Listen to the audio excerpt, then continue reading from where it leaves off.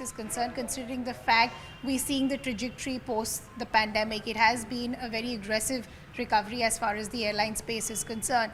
Specifically speaking, since you're taking charge as far as the Indian subcontinent is concerned, for India, how is the market looking post pandemic, and what are your plans as far as the Indian market is concerned? It's been unprecedented growth, right?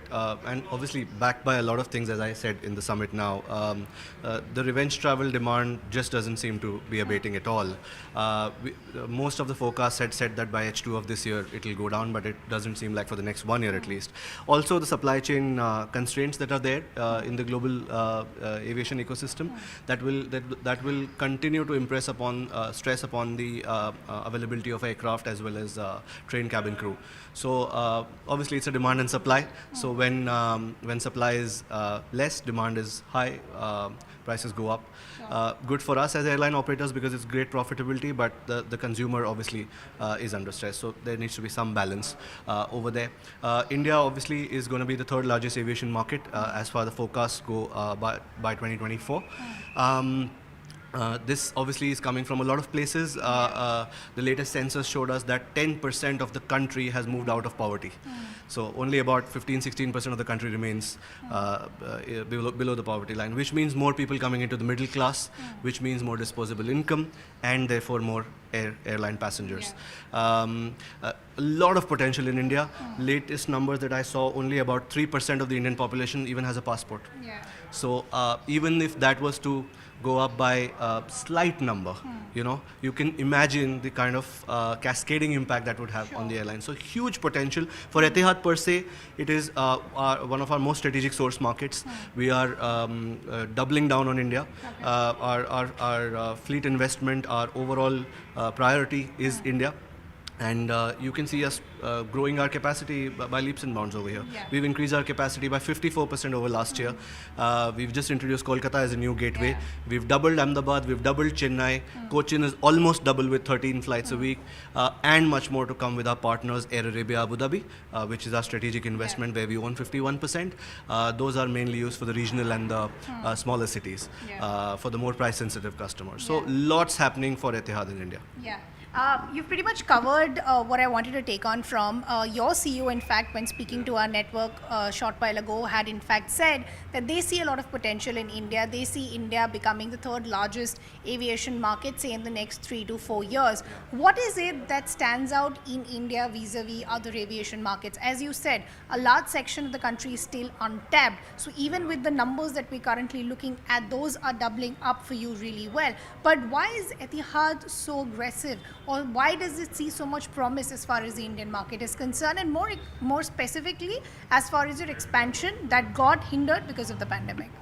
Right. So I think number one is our DNA as Indians, right, is resilience. I think the way India has bounced back after COVID, you would not see many examples of that across the world. And you're seeing effects of recession in US, in Europe, but India is continuing to grow with projections of 7 to 8% GDP growth, which is unparalleled across the world. I think, of course, the economic side of it is a no-brainer that would push us to invest in this market. Second is the spread as well, right? There's no country where we operate from 10 points in a single country. It's like a continent in itself.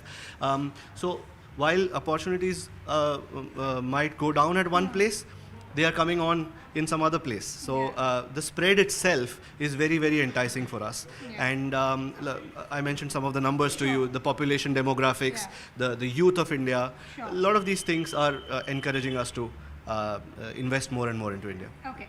Now I'll talk to you specifically as far as what's happening with Etihad. Speaking post-pandemic, the A380 jumbos are back in the air. I believe the gap has been about 40 months.